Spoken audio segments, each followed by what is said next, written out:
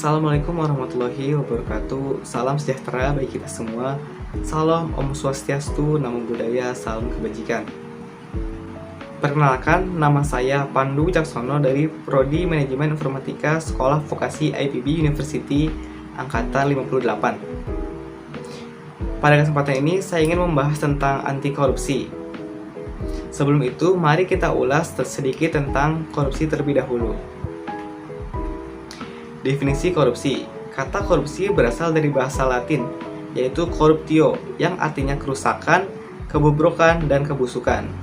Selaras dengan kata asalnya, korupsi sering dikatakan sebagai kejahatan luar biasa. Salah satu alasannya adalah karena dampak yang luar biasa menyebabkan kerusakan baik dalam ruang lingkup pribadi, keluarga, masyarakat, dan kehidupan yang lebih luas.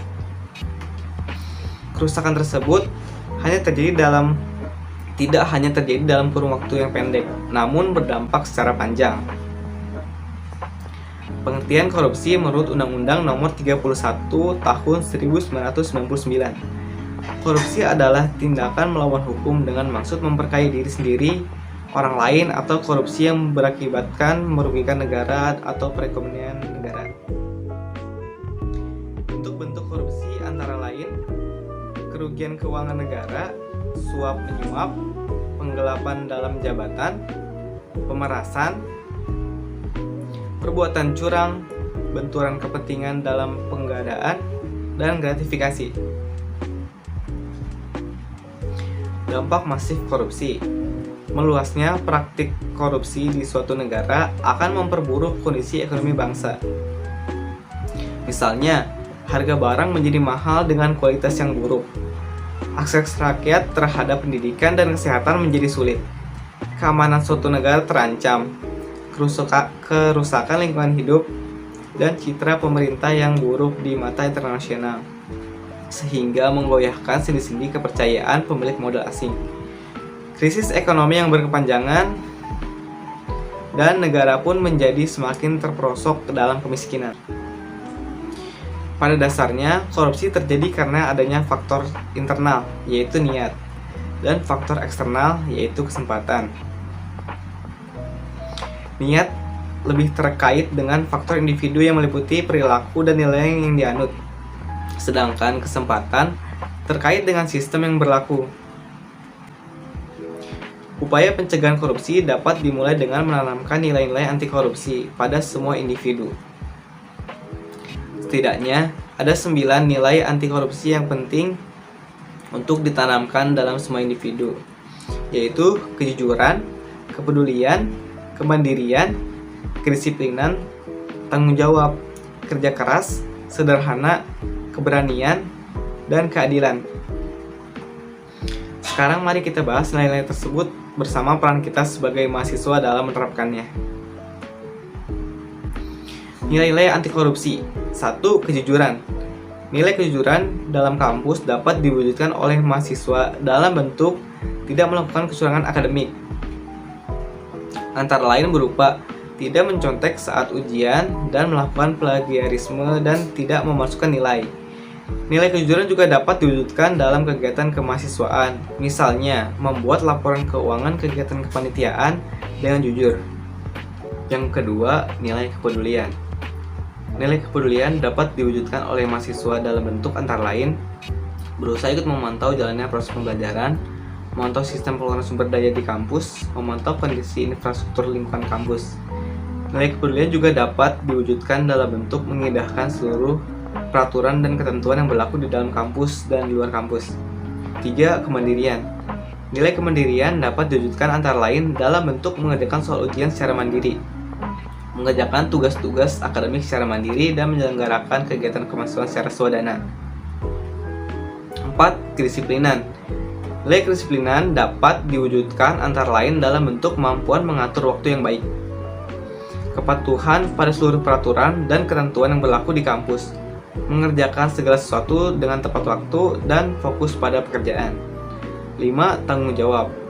Tanggung jawab merupakan nilai penting yang harus dihayati oleh mahasiswa. Penerapan nilai tanggung jawab antara lain dapat diwujudkan dalam bentuk belajar sungguh-sungguh, lulus tepat waktu dengan nilai yang baik, dan mengerjakan tugas akademik dengan baik, menjaga amanah dan kepercayaan yang diberikan.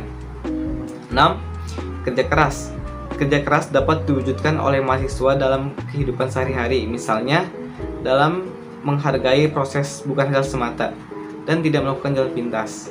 Belajar dan mengerjakan tugas-tugas dengan sungguh-sungguh. 7. Sederhana. Nilai kesederhanaan dapat diterapkan oleh mahasiswa dalam kehidupan sehari-hari, baik di kampus maupun luar kampus. Misalnya, hidup sesuai dengan kemampuan, hidup sesuai dengan kebutuhan, dan tidak suka pamer kekayaan, dan lain sebagainya. Yang ke-8, keberanian. Nilai keberanian dapat dikembangkan oleh mahasiswa dalam kehidupan di kampus dan luar kampus. Antara lain dapat diwujudkan dalam bentuk berani mengatakan dan membela kebenaran, berani mengakui kesalahan, berani bertanggung jawab, dan lain sebagainya. 9. Keadilan. Nilai keadilan dapat dikembangkan oleh mahasiswa dalam kehidupan sehari-hari, baik dalam kampus maupun di luar kampus. Antara lain diwujudkan dengan dalam bentuk selalu memberikan pujian tulus kepada kawan yang berprestasi maupun tidak, dan tidak memilih kawan berdasarkan latar belakang sosial dan lain-lain.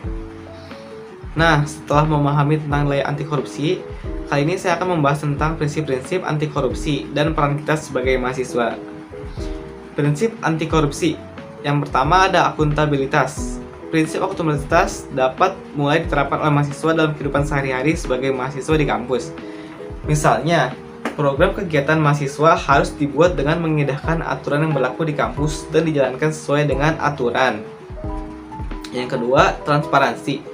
Prinsip transparansi dapat mulai diterapkan oleh mahasiswa dalam kehidupan di kampus. Misalnya, program kegiatan kemahasiswaan dan laporan kegiatannya harus diakses oleh seluruh mahasiswa. 3. Kewajaran.